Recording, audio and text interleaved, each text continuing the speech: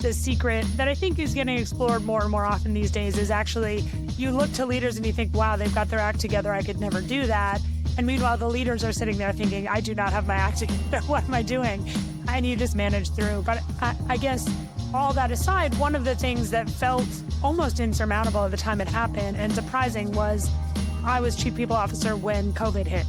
And we're fortunate in a lot of ways because we're a software company. We didn't have a manufacturing line. We didn't have people who needed to be in the office, but we did have security challenge. We had load balancing on our VPN, and we had a lot of mental health challenges with parents having small children at home and things like that. And people who didn't have small children at home feeling like they just couldn't separate work from life and were working constantly. And so how did we shift our operations from largely in person, with the exception of our field sales teams, but even then in person with customers, to largely remote in a matter of days?